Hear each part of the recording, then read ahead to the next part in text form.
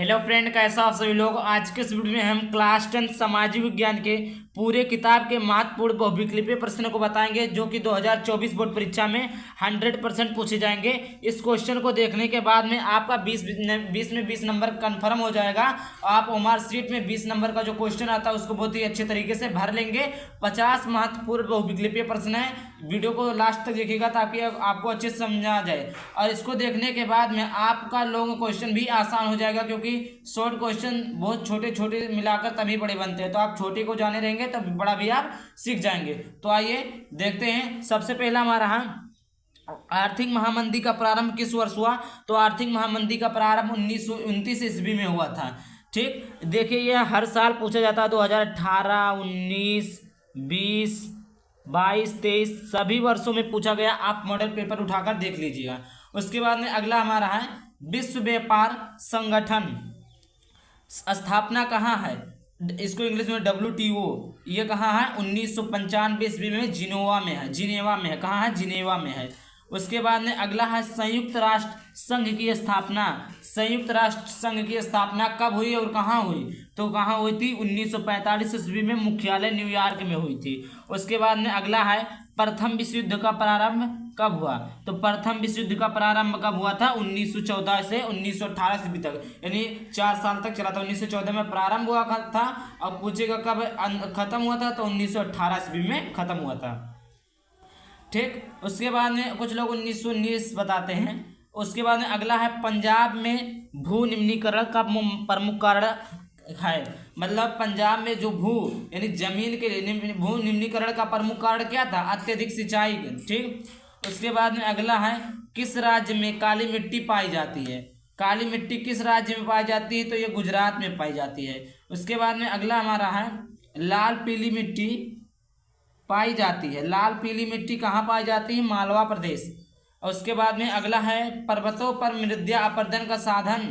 पर्वतों पर मृदा अपरदन का साधन क्या, जल है। जल के द्वारा ही जो मृदा अपरदन होता है, मृदा का अपरदन जल के द्वारा ही होता है। उसके बाद में अगला है भूमि कैसा संसाधन है, प्राकृतिक संसाधन है।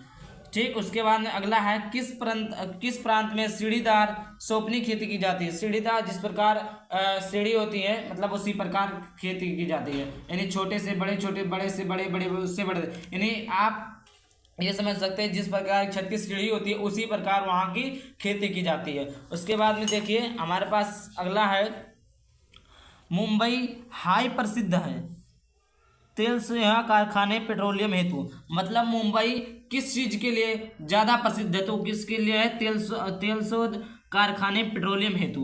उसके बाद में है झरिया प्रसिद्ध है। झरिया किस चीज़ के लिए प्रसिद्ध है, तो ये कोयला हेतु है।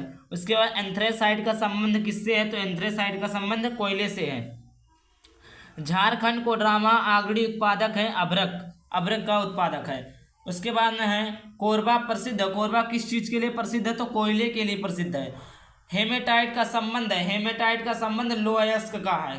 किससे है, लौह अयस्क का है। उसके बाद में अगला है भारत का प्रमुख परिवहन साधन। भारत का जो सर्वप्रथम यानी प्रमुख यानी सबसे ज़्यादा प्रमुख होने वाला साधन कौन सा है, रेल परिवहन है। उसके बाद में अगला है पश्चिमी रेलवे का मुख्यालय कहाँ स्थित है, तो ये कहाँ स्थित है, मुंबई में स्थित है। उसके बाद में अगला है अति दुर्गम स्थानों के लिए आवश्यक परिवहन वायु परिवहन। अगला है पूर्वी तट पर स्थित बंदरगाह पतन कहाँ है, तो कहाँ है, विशाखापट्टनम में है। उसके बाद में श्रीलंका में कौन सी बहुसंख्यक वर्ग है। बहुसंख्यक मतलब होता है बहुत से ज़्यादा किस वर्ग के लोग रहते हैं, तो किस भाषा के बोलने वाले लोग रहते हैं, सिंगली भाषा। संसदीय प्रजातंत्र की स्थापना हुई इंग्लैंड में।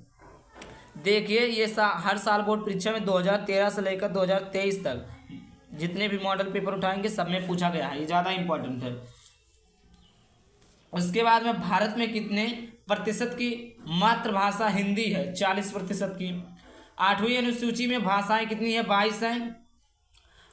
मताधिकार की आयु 18 वर्ष, यानी वोट देने का अधिकार कितने साल से होता, तो 18 वर्ष से होता। संविधान लागू हुआ था 26 जनवरी 1950 में। ठीक, ये 26 जनवरी 1950 को लागू हो गया था। ये देखिए, ये जो हमने बताया 3, 2, 5, ये 5 वेरी वेरी इंपॉर्टेंट, बहुत ही ज़्यादा इंपॉर्टेंट है, जो कि आपकी बार बोर्ड परीक्षा में पूछे जाएंगे। ठीक, उसके बाद में देखिए अगला क्वेश्चन हमारा है, प्राकृतिक संसाधन किससे संबंधित है? तो भूमि जल से है। उसके बाद में संभावित संसाधन क्या है? संभावित संसाधन पवन ऊर्जा। संभावित संसाधन का मतलब होता है ऐसा संसाधन जिसका उपयोग फ्यूचर में हो, वो इस समय उपस्थित हो लेकिन उसका संसाधन मतलब उसका उपयोग फ्यूचर में हो, आने वाले समय में हो, तो उसे क्या कहते हैं? संभावित संसाधन कहते हैं। पवन ऊर्जा इस प्रकार संभावित संसाधन है। मृद्यापर्दन के कारण, मृद्यापर्दन के कारण क्या है? तो वनोन्मूलन या बाढ़। उसके बाद में है नवीकरणीय संसाधन। नवीकरणीय संसाधन क्या है? महासागर, सौर ऊर्जा, जलवायु। नवीनीकरण मतलब होता है जिसका अंत ना हो, जिससे हमें ऊर्जाएं प्राप्त हो, जिसका हमें काम आए, नए नए चीज उसे संसाधन बना सके।